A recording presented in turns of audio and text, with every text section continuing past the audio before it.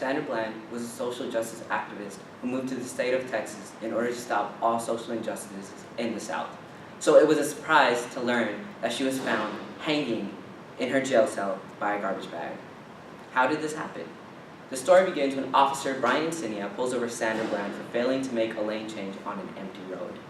After exchanging license and registration and returning with the ticket, all Sandra Bland had to do was sign the ticket and be on her way.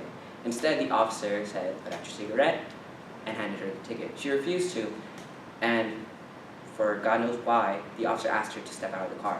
When she did ask why, he never told her the reason why, and instead of answering her question, he pulled out a stun gun and said, "Step out of the car, I will light you up." He called for backup. Sandra Bland stepped out of the car, and her head was slammed onto the floor and she was arrested. In the arrest affidavit, the officer wrote that Bland had kicked him, which is a felony. For assaulting a public officer is a felony in the state of Texas. So she was booked on the suspicion of assaulting a public officer. The most terrifying part is that Bland did none of those things, and yet she was still held accountable for them. It didn't make sense for her to commit suicide, because she had just gotten a job the day before, and she countlessly repeated on the dash cam footage that she couldn't wait to take this case to court. After learning all of this, it becomes apparent that the system must be changed by a revolutionary idea so that institutionalized racism ends, so that the black community does not have to suffer the prejudices and the hate that affects their daily lives. Alicia Garza, Opal Sumiti, and Patrice Cullors created this revolutionary idea known as the Black Lives Matter movement. Now we'll have to ask this question: do Black lives matter or do all lives matter? The Black Lives Matter movement is an incredibly important question to address in this upcoming election. Paul Franch from the Huffington Post states that institutionalized racism is a massive conflict in this country, and this conflict can destroy the very structure of our communities. Police brutality towards black lives worsens this, and police brutality is one of the biggest injustices in 21st century America. Institutionalized racism cannot be abolished if one chooses to completely avoid this problem by staying quiet. If you are staying neutral in situations of injustices, you have chosen the side of the oppressor. The conflict can only be resolved if the people of America, which is every single one of us, demand change from each individual living here and from all of our representatives, since staying neutral about this problem only causes further harm to people of color. Police brutality against black lives is a major issue in America, so let's take a look at the Sandra Bland case again. According to Matt Taibbi, the family's lawyer, Cannon Lambert has continuously called for an independent investigation, since there are inconsistencies in several statements released by the police, and there is a gap in the jailhouse video from the final hours before Bland was found dead. 6 minutes of footage are missing, and the gap happened immediately after the last officer checked on Bland.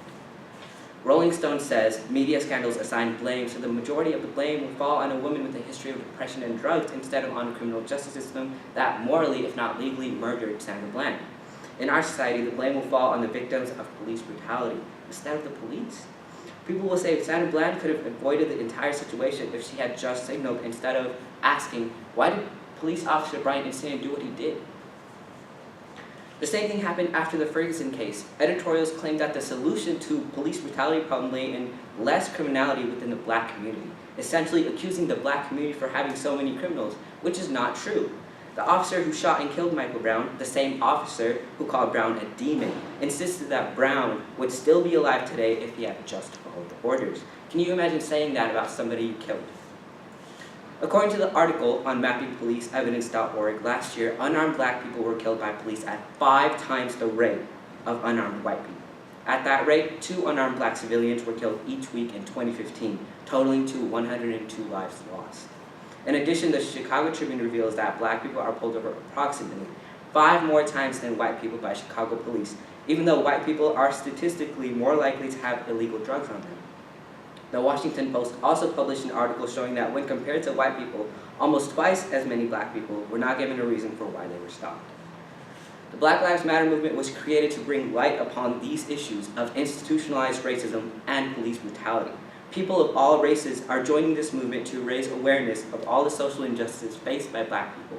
This movement gives black people a voice. Joining is so simple. All you have to do is call out situations of injustices when you see them, and racism when you see it. If you have privilege, please use it to address these issues. Go to rallies, go to protests, spread this information on social media. Let people know why you joined this movement. Keep this in mind. The All Lives Matter movement was created to invalidate the Black Lives Matter movement. All lives do, of course, matter. However, we are focused on the Black lives as of today because it is very obvious that our criminal justice system and society does not know that yet. When we say Black Lives Matter, we are not saying only Black Lives Matter. Instead, we're saying, yo, Black Lives Matter too.